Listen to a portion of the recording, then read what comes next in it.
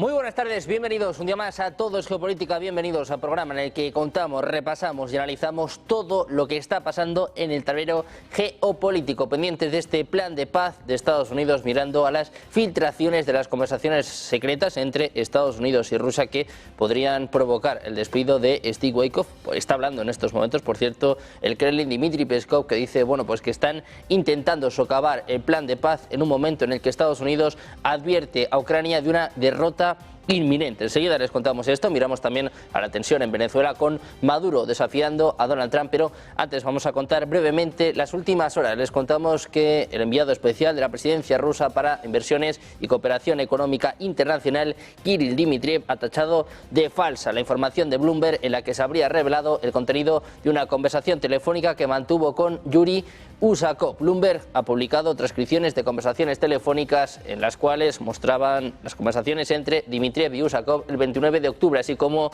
una conversación entre Usakov y Steve Witkoff el pasado 14 de octubre. El medio no dio detalles acerca de las fuentes de sus filtraciones. Sin embargo, aseguran que Witkoff y Usakov habían abordado la estrategia para comunicarse con Donald Trump. Se habría planteado la opción de elaborar un plan para solucionar el conflicto en Ucrania, tomando como alternativa el plan desarrollado para Gaza. Medio de estas filtraciones que ponen en jaque el plan de paz de Donald Trump, vamos a mirar al secretario del Ejército de Estados Unidos, Dan Driscoll, advertía a Ucrania que se enfrenta a una derrota inminente en el campo de batalla. Instaba a Ucrania a aceptar el acuerdo de paz de Donald Trump, es lo que informa este miércoles NBC News. En una reunión con funcionarios de Ucrania la semana pasada, Driscoll les notificó que su ejército enfrenta una situación difícil en el campo de batalla. Dice que la derrota entre las tropas rusas es cuestión de tiempo. El alto cargo de Estados Unidos comunicaba que los rusos están aumentando la escala y el ritmo de sus ataques aéreos y que tienen la capacidad de luchar indefinidamente en medio de los avances en el frente de batalla. Advertía que la industria de defensa estadounidense no puede seguir suministrando armas y sistemas de defensa aérea al ritmo que Ucrania necesita. Y mientras tanto, Nicolás Maduro ha intensificado su confrontación con Estados Unidos, congregando decenas de miles de partidarios en Caracas y definiendo este momento como una batalla histórica por la supervivencia nacional. Blandiendo una espada y vestido con uniforme de camuflaje, Maduro dice que deben estar listos para defender cada centímetro de Venezuela. Dice que deben parar la agresión imperialista, venga de donde venga. Mientras las tensiones con Donald Trump alcanzan su punto más alto en años, este es el mensaje que le manda Nicolás Maduro. Hagan lo que hagan, como lo hagan, donde lo hagan, no van a poder con Venezuela. Somos invencibles. Hagan lo que hagan. No han podido ni podrán jamás con nuestra patria. Jamás. Hagan una mueca, hagan otra mueca, digan por aquí, digan por allá. Estamos blindados para garantizar lo que garantizamos. El sueño de Bolívar, la paz era mi puerto, mi mayor deseo, mi esperanza. Y digo yo, en esta época es nuestra victoria y la paz seguirá siendo nuestra victoria, lograda a pulso por nuestros propios esfuerzos. Pendientes de Maduro y de esta tensión entre Estados Unidos y Venezuela, nosotros vamos ya con los expertos, vamos ya con el análisis y hoy contamos con Adrián Celaya, presidente de Ekel Group. ¿Qué tal, Adrián? Muy buenas tardes. Hola, buenas tardes. Encantado de estar con vosotros y con mis dos compañeros. Tenemos a Jesús López Armejo, miembro del Sistema Nacional de Investigadores CONACYT, México. ¿Qué tal, Jesús? Buenas tardes. Buenas tardes, Sergio. Un gusto estar con ustedes. Y contamos con Amando Basurto, Relaciones Internacionales de la Universidad Nacional Autónoma de México. ¿Qué tal, Amando? Muy buenas tardes. ¿Qué tal? Buenas tardes. Un gusto estar aquí. Bueno, pues un día de nuevo con muchísimos temas que discutir, muchísimos temas que analizar, con el foco puesto en este plan de paz de Estados Unidos, que de 28 pasa a 19 puntos y, bueno, con estas filtraciones que decía yo que están poniendo en jaque el plan de paz de Donald Trump. Se han revelado conversaciones secretas entre Witkoff, Usakov, también Kirill Dmitriev, que, bueno, pues hablan de que Witkoff estaría asesorando de alguna forma a Rusia, están provocando un escándalo también en Estados Unidos. Amando, ¿qué interés puede haber en estas filtraciones y cómo pueden afectar también a estas negociaciones que se están llevando a cabo? Claro, las filtraciones parecen estar digamos, tener el objetivo de, ciertamente, encontrar una manera de erosionar las conversaciones o el plan que se puso sobre la mesa el gobierno estadounidense para terminar o para detener conflicto armado ruso-ucraniano. Me parece que la filtración no nos da mucho contenido. Lo que nos dice es que hubo un espacio, digamos, de puerta trasera que abrió Wyckoff con los rusos para encontrar una manera y darles, digamos, asesorarles en la manera en cómo había que vender una propuesta de plan de pacificación al señor Donald Trump, ¿no? Aquí me parece que es importante decir que pareciera más grave de lo que es, me parece, porque no creo que esta sea la única vez que esto sucede. Cuando hay conflictos de mucho tipo o negociaciones de mucho tipo, sí, a veces abren puertas traseras que permiten que se modifique el lenguaje utilizado en ciertas conversaciones entre jefes de Estado, tratando, digamos, de planchar de antemano ciertos elementos para permitir más fácilmente y lubricar la negociación y intentar llegar a un acuerdo. Entonces, me parece que en las filtraciones no muestran, hasta donde yo he visto, nada que sea ilegal o ilegítimo. Nada más muestra que alguien abrió la puerta de atrás y le dijo a los rusos: ustedes tienen que entrar por este costado y no por el otro para poder tener un mejor, digamos, acceso a picaporte a la Casa Blanca en vez de encontrarse de frente.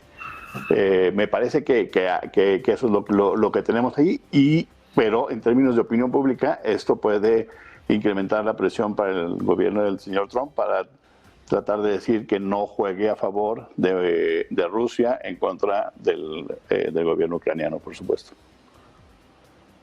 Pues Jesús, te quiero preguntar a ti también por esto. ¿Qué interés puede haber en estas filtraciones? ¿Quién puede estar detrás? Porque se habla de la CIA, se habla del Servicio de Inteligencia ruso, se habla incluso de un Marco Rubio que también ha salido al paso en las redes sociales negando algunas informaciones. ¿Por qué estas filtraciones ahora y cómo pueden afectar al plan de paz de Donald Trump? Si también parece que están saboteando al presidente de Estados Unidos. Sí, totalmente. Están saboteando al presidente de Estados Unidos en varios aspectos, pero principalmente en dos. Donald Trump intenta deshacerse ya del tema Rusia-Ucrania porque quiere meterse de lleno a Venezuela, en primer lugar. No lo hace por pacifista. Pero en segundo lugar, también es cierto que como ya le sacó a los europeos lo que quería, que era hacerlos gastar al 5% del equivalente a su Producto Interno Bruto para el tema de la OTAN, o para que cumplieran con los estándares de la OTAN, ya le sacó también la obligación a la Unión Europea de invertir 600,000 millones en armas estadounidenses, pero también 700,000 millones en empresas estadounidenses de otros esquemas, y a Ucrania ya le sacó un acuerdo demasiado ventajoso para el tema de la explotación de minerales y tierras raras. Es decir, ahí Trump, en términos de negocio, ya sacó lo que quiso de la Unión Europea, de la OTAN y de la misma Ucrania, pero además lograría algo muy importante. Siendo Estados Unidos quien inició esto desde la época de Obama con la Revolución de Colores y el tema del Maidán en 2013, finales del 2013, y que lo concluyen en el 14, Sergio, y después en la época del mismísimo Trump, que se ha reconocido las visitas de personajes como John McCain, que ya falleció, senador, y el mismo Lindsey Graham, a decirle al ejército ucraniano que lo iban a profesionalizar y lo iban a armar hasta los dientes para enfrentarse a Rusia, y ahora Trump reconoce que también enviaron misiles Javelin, si lo decimos en francés. Bueno, pues Trump, que empezó, digamos, Estados Unidos como gobierno, que empezó este problema, ahora resulta que sería el mediador y sería el pacifista, y Trump no quita el dedo del renglón, que es el presidente de la paz, pero lo están saboteando efectivamente. Y Ana Paulina, ahora no recuerdo el apellido, pero congresista republicana, ha también desatado un escándalo porque dice que hay senadores y congresistas republicanos, congresistas de su propio partido, que de frente le juran lealtad al presidente Trump, pero por detrás tienen inversiones muy importantes en el sector de las armas. Ella le dice en la cartera de las armas. Entonces dice, esto es un obvio conflicto de interés. Quienes por un lado hablan de la paz pero la sabotean por temor a perder el tema de la inversión en las armas, ¿no? Si hay paz, las acciones de las armeras, de las comercializadoras, de las corporaciones, pues obviamente bajan, pero además también a través del cabildeo que está permitido en Estados Unidos, lo que invierten en las campañas de estos congresistas para que se puedan reelegir y en las puertas que les pueden abrir en Washington, en la calle acá, para que se puedan reelegir y continuar su carrera sólida, pues es muy importante. De tal suerte que ya empezaron descarrilando el proceso cuando dijeron que este plan no era un plan estadounidense, sino un plan ruso y que lo habían traducido del ruso al inglés. Y después ahora, imagínate, Sergio, con la experiencia que tiene Vladimir Putin de 25 años, con la experiencia que tiene Vladimir Putin siendo líder de la inteligencia de Rusia, pero no solamente de Rusia, sino desde cuando era Unión Soviética, allá en Potsdam, en Alemania, y que ahora nos vengan a decir que Witkoff es el que asesora a Vladimir Putin sobre cómo abordar a Trump, es por lo menos irrisorio. Bueno, pues una de las filtraciones que tienen algún tipo de interés oculto, si no me equivoco, Jesús, hablabas de Ana Paulina Luna, que bueno, también sí, hablaba sobre la NASA, ¿no? En los últimos días, también incluso hablaba bueno, sobre este Russiagate, ¿no? Que también ha incidido en las elecciones de 2020. Adrián, me gustaría preguntarte a ti también por esto. ¿Cómo valoras estas filtraciones y cómo crees que van a afectar al plan de paz de Estados Unidos? Trump ha confirmado que Witkoff va a viajar igualmente a Moscú. Rusia ha confirmado también que van a recibir al enviado especial de Estados Unidos, pero Peskov hace apenas unos minutos alertaba, decía, estos que buscan despedir a Witkoff están intentando sabotear el plan de paz.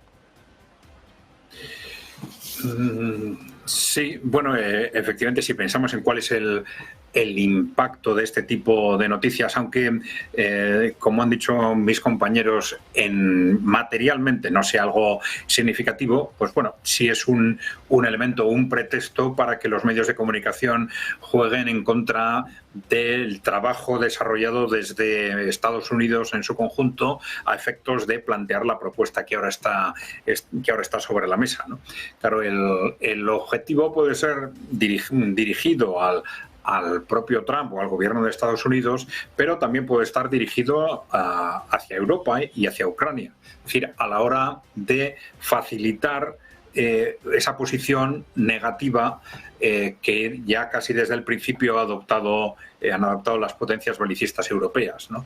Yo creo que, bueno, probablemente este sería el objetivo fundamental, puesto que ahora es, digamos, la cuestión clave, ¿no?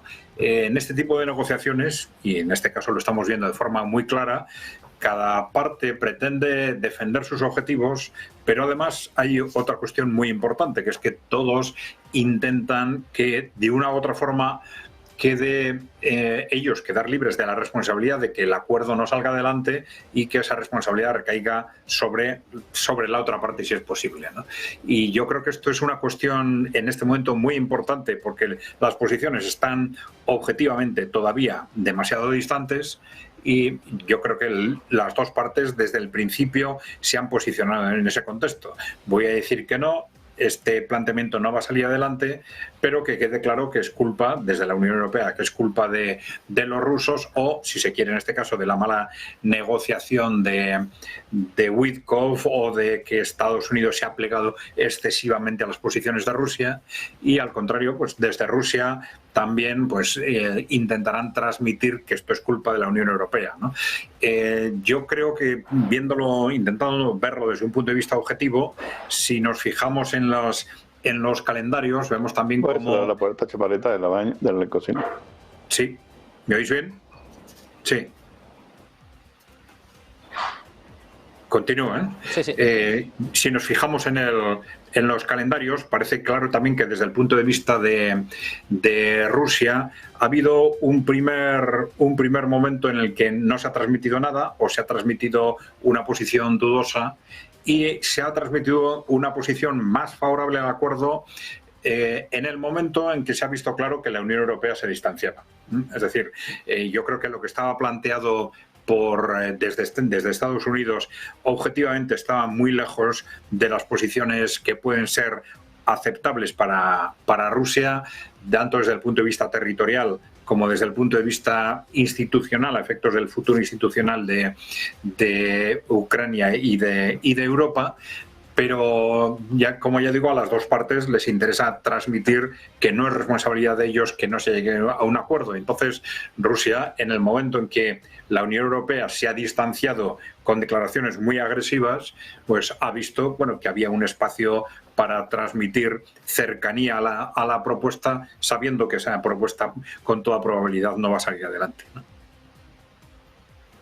Bueno, pues con el foco puesto en estas conversaciones, en estas negociaciones y en estas filtraciones que han tenido lugar en las últimas horas, me gustaría preguntaros por más filtraciones que en este caso, bueno, ponen el foco en Ucrania, en medio de esta negociación, donde ayer, al parecer, Ucrania habría aceptado partes de este acuerdo, no las más importantes. Por ejemplo, no aceptaba la reducción del ejército, no aceptaba que no pudiera entrar en la OTAN o la concesión de territorios, que son básicamente los 3 puntos clave para terminar este conflicto. Hoy conocíamos informaciones acerca de Dan Driscoll, el enviado del ejército estadounidense, que habría dicho a Ucrania que su derrota es inminente. Ayer Trump hablaba en este sentido, decía que podían ceder este territorio ahora o perderlo igualmente en el futuro. Amando, te quiero preguntar por esto, porque Estados Unidos está lanzando una advertencia muy seria a Ucrania. Así es, y la advertencia se hace mucho más importante, mucho más relevante, cuando lo que entendemos aquí es que el gobierno estadounidense no solamente le está diciendo que es inminente lo que va a suceder, sino también es inminente que los Estados Unidos van a reducir, si no cortar, en mayor medida su apoyo al gobierno ucraniano, si no tomara pasos necesarios para aceptar el plan que se está proponiendo. Ahora, el plan que se está proponiendo es como siempre sucede en las negociaciones, es un plan maximista, en donde evidentemente hay mucho espacio para negociar. Lo que no creo que sea negociable es el asunto territorial. He escuchado frecuentemente y leído en los medios esta idea de que el plan lo que hace es regalarle, obsequiarle territorio ucraniano a Rusia, pero lo que no están considerando es que ese territorio ya no es más que formalmente ucraniano, es decir, las tropas rusas lo tienen tomado. En términos de geopolítica y geoestrategia, los asuntos no se resuelven en elementos de justicia, sino usualmente son resueltos en términos de fuerza, y no solamente es en el caso de Ucrania. Revisemos en la historia todos los países que han perdido territorios frente a sus vecinos en algún momento de la historia, pues todo el mundo declaramos que no ha sido el acuerdo más justo el que hemos recibido, pero al perder el territorio ese es el punto al que se tiene que reconocer la disparidad de fuerzas económicas y militares que se enfrentan en ese momento, y eso es un poco lo que está sucediendo hoy.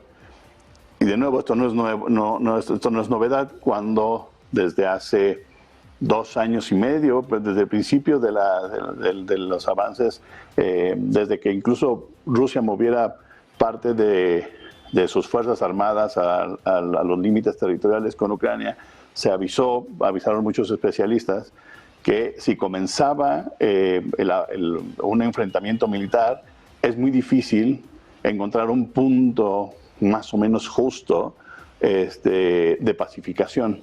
Y lo que tiene que ver, entonces se vuelve una carrera en contra del tiempo, en el sentido de cuánto quieres perder cuando tú eres el país que tienes menos capacidad militar y de recursos, ¿no?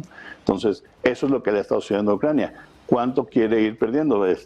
Aparte de Crimea, ¿cuánto va a querer perder? Donetsk, Luhansk, y esa ha sido parte del dilema actualmente. Y la otra es que nadie quiere seguir poniendo dinero al respecto. Efectivamente, hay una industria armamentista que está haciendo mucho dinero, especialmente, no solo también en Europa, pero también especialmente en los Estados Unidos, a partir del armamento que se está vendiendo. Entonces hay intereses económicos detrás de mantener activo un conflicto que evidentemente los ucranianos son quienes lo están pagando con vidas de sus ciudadanos. Su sangre ucraniana es la que está quedando en el campo, mientras siguen perdiendo territorio semana con semana. Entonces ese es el dilema en el que se encuentran. Y frente a los Estados Unidos, regreso al asunto de poder retirarles el apoyo, me parece que lo que va a acabar sucediendo es presionar al gobierno ucraniano a que acepte parte de esos acuerdos, que no llevan a un acuerdo de paz, porque no puede haber un tratado de paz donde no hay guerra declarada. Acordémonos que el gobierno ruso no reconoce al gobierno ucraniano desde el principio del conflicto. Bueno, pues en un momento, en unas semanas que vienen marcadas por la caída de Kupiansk, con soldados rusos, con tropas rusas que ya han entrado también en Pokrovsk, ahora de que tienen cerca del 80% conquistado. Bueno, pues el jefe del ejército de Estados Unidos daba este baño de realidad a Ucrania. Jesús, te quiero preguntar por ello, si de verdad estamos cerca de una derrota inminente y si, teniendo esto en cuenta, es posible alcanzar un acuerdo de paz. Básicamente, si a Rusia le interesa firmar un acuerdo ahora, si Estados Unidos incluso lanza estos mensajes, ¿no? Si realmente está tan cerca una derrota de Ucrania. Sí, mira, yo complementando un poco lo que ya decía Amando, y estoy de acuerdo en lo que señaló él, últimamente hemos escuchado a gente cercana a Zelensky o gente que trabajó con Zelensky, desde su portavoz hasta quien fuera el jefe de los negociadores en Estambul en 2022, marzo del año 2022, que decían, en estas condiciones asimétricas, a pesar de la ayuda de Estados Unidos y de Europa, la única alternativa a un acuerdo que se considera desventajoso e injusto es en el futuro otro más injusto y más desigual. Aquí entonces la pregunta es, ¿cuánta Ucrania le va a quedar a Zelensky y a la gente que impulsa a Zelensky para negociar? Porque es que además se habla de negociar cuando no hay condiciones, no están en condiciones para negociar.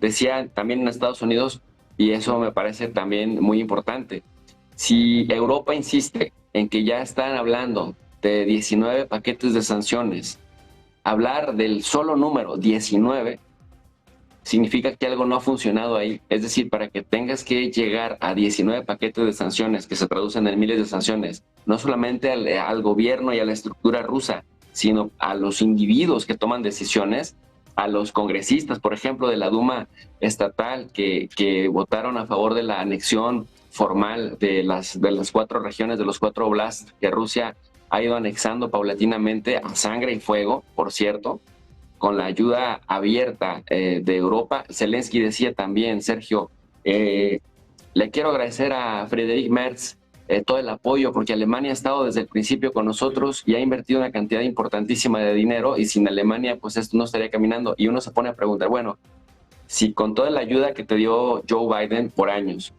con toda la ayuda que te está dando económica y armamentística Alemania, las potencias de Occidente, ¿no?, miembros del G7, sigue avanzando Rusia, a pesar de todas las sanciones, a pesar de la expulsión de Rusia del SWIFT, que le complicó bastante la cuestión financiera, sigue avanzando y Rusia va con mucha solidez. Estaba viendo, por ejemplo, que trataban de menospreciar desde el Instituto del Estudio de la Guerra, decían, es que Rusia se va a tardar muchos años para poder tomar Kramatorsk y Sloviansk. Ya quedó claro que a Rusia no le importa cuánto se tarda en Bakhmut, en Avdiivka, en Toriesk, no importa cuánto se tarda en Kupiansk. Va a ir avanzando y va a ir cumpliendo todos los objetivos, porque ni las sanciones, ni la ayuda con artillería, con tanques, con aviones, con misiles de corto alcance o de mediano alcance, la han ido retardando, pero no la han frenado. Es decir, no es que Ucrania esté a punto de recuperar Mariupol, no es que Ucrania esté a punto de recuperar la ciudad de Donetsk, no es que Ucrania esté a punto de recuperar Crimea, que está a las puertas de la frontera con Crimea. No, al contrario.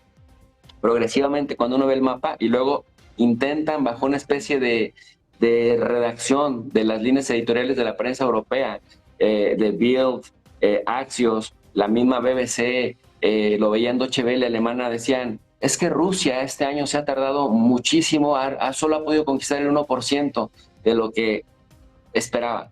Y uno se pregunta, cuando eso se traduce en kilómetros cuadrados, son 5.200 kilómetros cuadrados de territorio. O sea, esa es la quinta parte del Estado de Israel, por ejemplo, o una tercera parte del Líbano. O sea, estamos hablando de que de cualquier forma, aunque están retrasando el avance ruso, Rusia sigue avanzando, y por donde están pasando, bueno, sí están quedando con panoramas bastante deprimentes las ciudades y los pueblos y las aldeas ucranianas. ¿Esto qué significa? Que, como lo decía desde un principio Marco Rubio, ahí tenía toda la razón, lo dijo públicamente muchas veces, no hay manera de que Ucrania recupere los territorios a través de medios militares. Se tienen que sentar a negociar, y esto lo dijo casi de recién que tomó posesión Donald Trump. Ahora recientemente en Ginebra, el domingo, decía Marco Rubio, tenemos que lograr un acuerdo rápido porque de aquí a ese día se está muriendo mucha gente. Lo que intentaba decir es que de aquí a ese día Rusia va a seguir avanzando todavía mucho más. Y todo lo que Rusia avance, todo lo que Rusia conquiste por la fuerza de las armas, de sus armas, a pesar de todo lo que ya dijimos anteriormente, va a ser muy complicado que Ucrania lo recupere. Así que si se están ateniendo a que Rusia, a que van a dinamitar un acuerdo para que Rusia no se vaya a quedar con territorio que aún no recupera, bueno, si comparamos lo que Rusia demandaba en marzo del año 2022 a las nuevas realidades territoriales que Rusia dice, estos son puntos que se tienen que reconocer y de todas formas Ucrania no va a ser parte de la OTAN, me parece que la pregunta vigente es ¿cuánta Ucrania le quedará a Zelensky para negociar, Sergio? Bueno, pues una pregunta que vamos a ver seguramente en los próximos días, en las próximas semanas. Hablando de preguntas, les contábamos hace escasos minutos estas declaraciones por parte de Dmitry Peskov, el portavoz presidencial ruso, que respondía a estas filtraciones que publicaba hoy la agencia Bloomberg, a estos mensajes desde Estados Unidos que piden el despido de Steve Witkoff. Rusia confirma que el enviado especial de Estados Unidos va a viajar a Moscú la próxima semana y advierte, bueno, pues que aquellos que están llamando a despedir a Steve Witkoff están buscando sabotear la paz. Escuchen el mensaje de Dmitry Peskov. Что-то новое на треке Дональда Трампа появилось? Нет, контакты, у нас контакты есть. Сейчас речь ведет, вы слышали, наверное, сказал сам Трамп, что он имеет в виду направить Владимира Пескова в Москву. Вот сейчас, по мере того, как точно сроки этих контактов в Москве определятся, мы Ну, вы знаете, на самом деле я бы не преувеличивал значение, первое.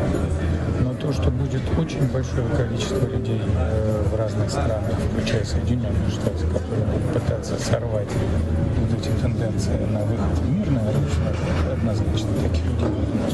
Дмитрий Сергеевич, ну вы, получается, еще никогда не были настолько близки к мирному соглашению, как Вы сейчас? пока подождите, пока преждевременно так говорить.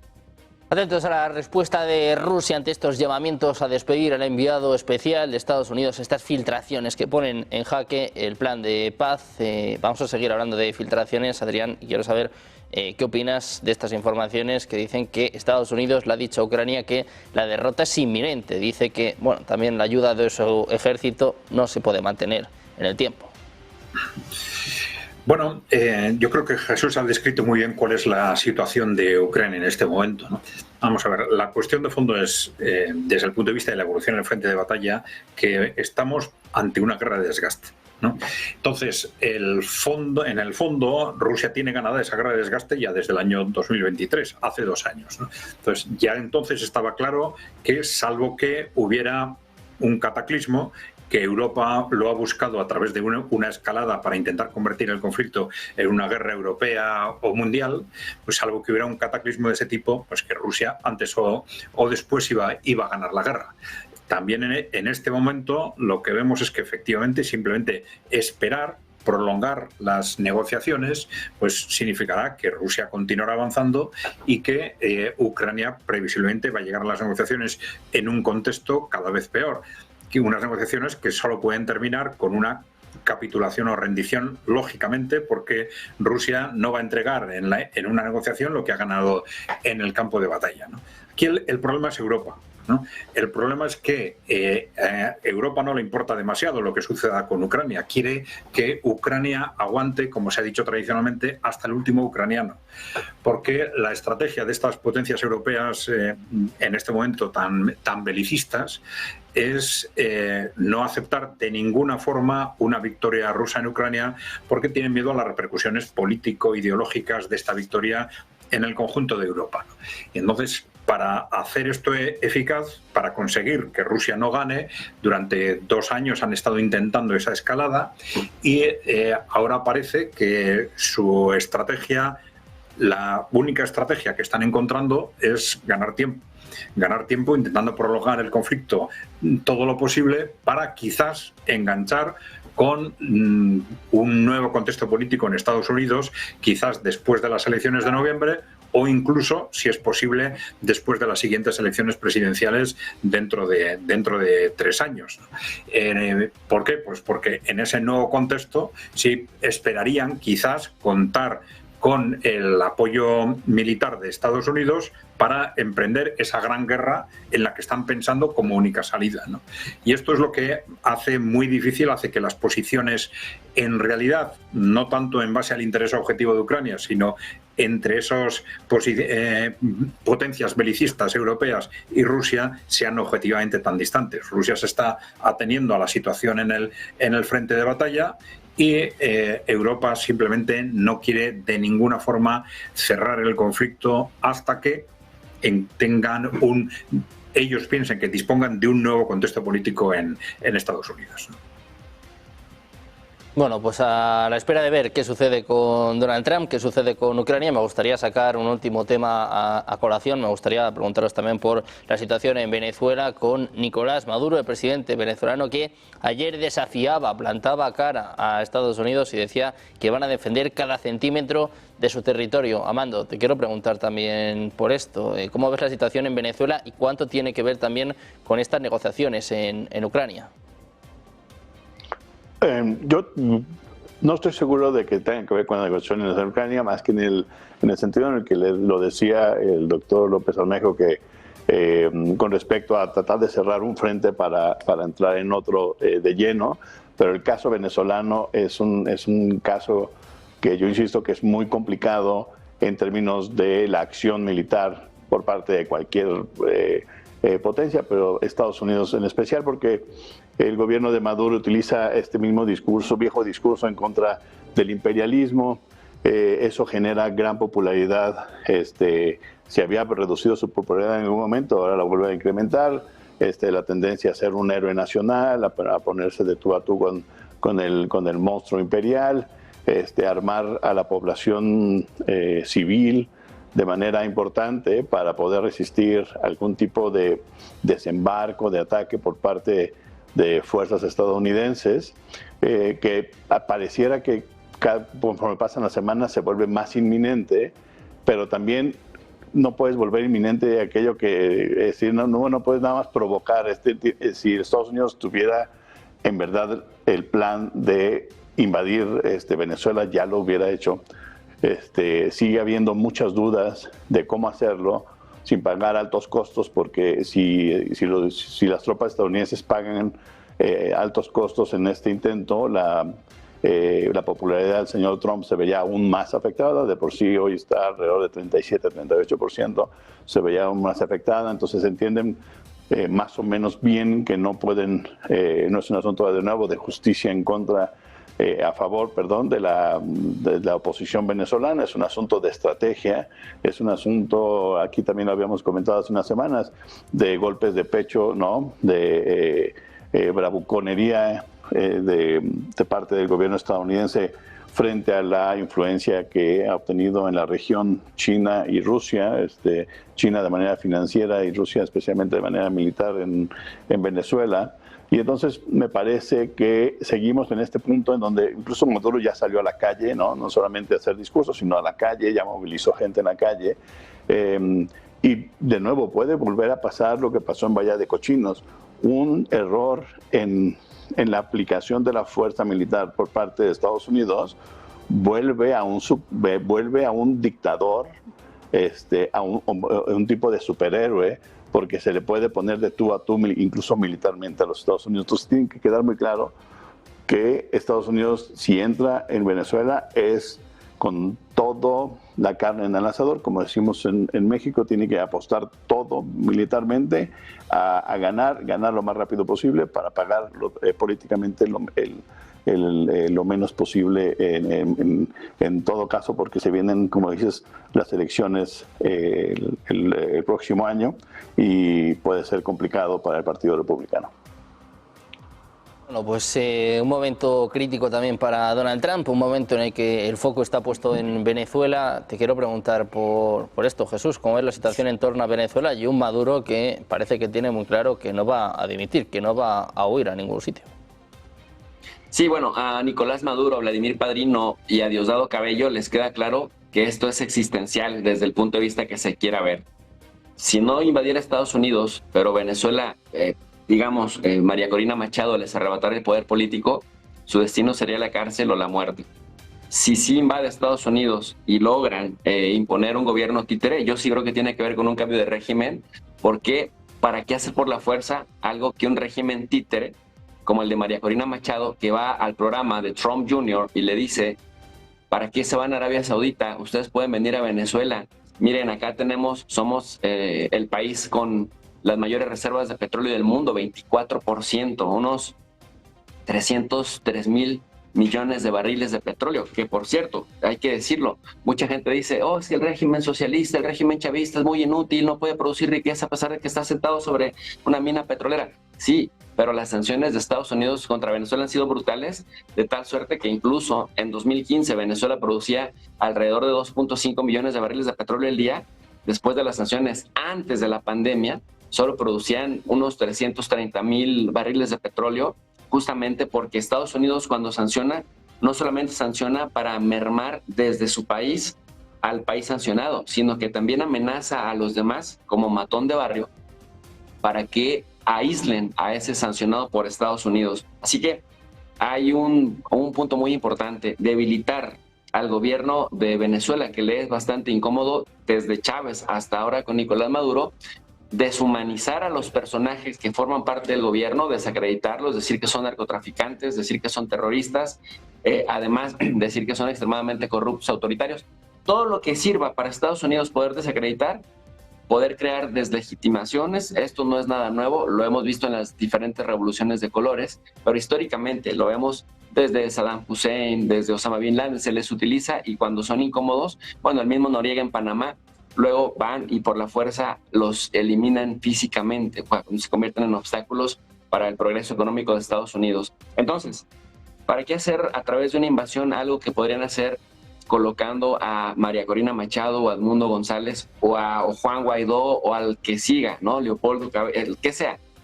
Aquí lo importante es que para Venezuela, para el gobierno actual de Venezuela, esto es existencial, por donde se le vea.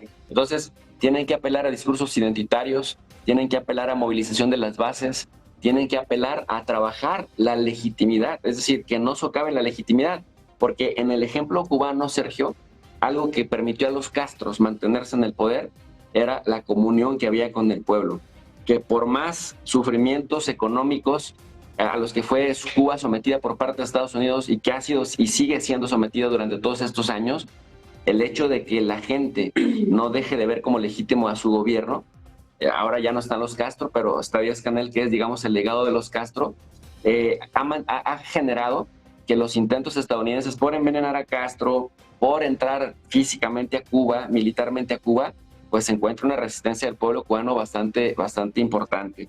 Y entonces, para Estados Unidos, que dice que quiere combatir el tema de las drogas, pero que cuando ves numéricamente no se da, porque el tema de las drogas que pasa por el Caribe terminan con países altamente consumidores como España, en donde el 13% de la población reconoce en 2024 que ha consumido alguna vez en su vida cocaína, o Francia o Alemania, en donde está aumentando el consumo de drogas. Esta droga viene principalmente de Colombia y viene por el Caribe. La droga, digamos, que pasa por el Caribe, Estados Unidos es el 8%, pero resulta que el 87% que sale del puerto de Buena Esperanza y llega a Estados Unidos, entra por el Pacífico, pero Estados Unidos haya hecho 2-3 bombardeos de lanchas, ejecuciones extrajudiciales.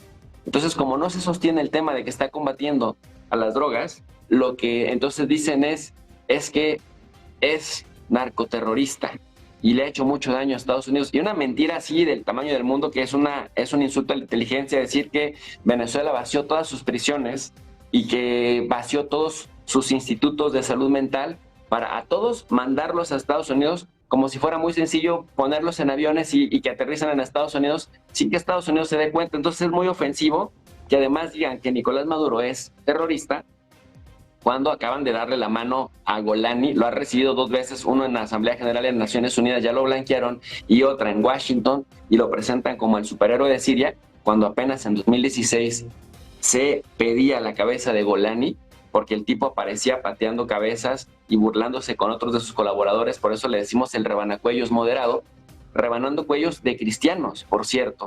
Entonces, no deja de ser, pues, ofensivo e insultante la facilidad con la que Estados Unidos puede volver de un asesino a un héroe y que la gente consuma eso, a poder deshumanizar a los mandatarios de otros países, de gobiernos que les son incómodos. No se nos olvide que no solamente es Trump. Joe Biden se refirió desde el mes número 6 de su presidencia a Putin como un asesino y como un carnicero. Y de ahí empezó en ascendencia las ofensas y las agresiones de la Casa Blanca, hasta que después en Europa, en febrero del 2022, todo el mundo decía: Putin es un carnicero, Putin es un asesino. Entonces, con esa facilidad que tienen para ir deslegitimando a gobiernos que les son incómodos, pues es importante que atendamos los orígenes. Y si le seguimos la pista al dinero, y que efectivamente vemos que en Venezuela no solamente hay oro, sino también es la octava potencia con mayor cantidad de gas, y que por ahí se afinan y logran trabajar una molécula de gas, se pueden convertir en el cuarto en 2027,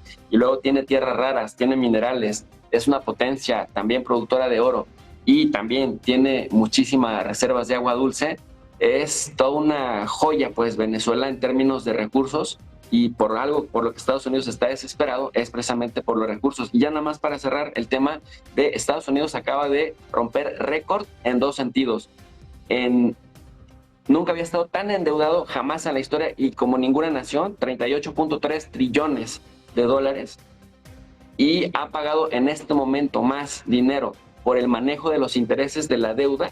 Es decir, ya se acerca es que en inglés es 1 trillion, en español a 1 billón, es decir, a más de 999 mil millones de dólares, lo cual es insostenible. Entonces es una deuda gigantesca que crece con efecto boomerang, que en algún momento les va a estallar, pues nos va a arrastrar a toda la economía occidental principalmente, pero en algún momento va a estallar, y entrarle a una guerra, como decía Mando, en estos momentos es insostenible. Así que están barajando todas las opciones, porque no es tan sencillo como lo pintan, Sergio. Bueno, pues con el foco puesto en Venezuela y en si vamos a ver o no en los próximos días una intervención de Estados Unidos, nosotros nos quedamos sin tiempo de más. Adrián, Jesús, Amando, un placer teneros a los tres por aquí. Muchísimas gracias. Muy buena tarde. Gracias. Un abrazo. Vamos a terminar viendo una última hora importante. Llevamos todo el día contándoles este incendio mortal en Hong Kong, con declaraciones del propio presidente chino, el propio Xi Jinping, que pedía contener cuanto antes este incendio. Vamos a hacer recuento de fallecidos. Al menos 13 personas han fallecido y un número indeterminado siguen atrapados por el enorme incendio que están viendo en sus pantallas. Ha afectado este miércoles a las 8 torres del complejo residencial Wan Fuk Court, en el distrito norteño de Tai Po, en Hong Kong, territorio autónomo de China. Es lo que están apuntando fuentes oficiales citadas por South China Morning Post. Los bomberos llevan horas luchando contra las llamas y el espeso humo negro que sale de las torres de 31 pisos de altura, con 2.000 apartamentos residenciales en su interior. Se habla de que viven a menos 4.600 vecinos. La cadena de televisión local TVB ha informado de que se están realizando reformas en este complejo, para lo que se estaba utilizando andamiaje de bambú, un factor que ha contribuido a esta rápida propagación de las llamas. De momento se desconoce la causa del fuego, que empezaba a eso de las 7 de la mañana en España. El concejal del distrito dice que han conseguido evacuar al 95% de los vecinos. Muy atentos a este incendio mortal en China, en Hong Kong, con al menos 13 fallecidos, pendientes de esta tragedia que se está viviendo en Hong Kong. Nosotros vamos a hacer una pequeña pausa, unos minutos, y enseguida más información. Negocios Televisión.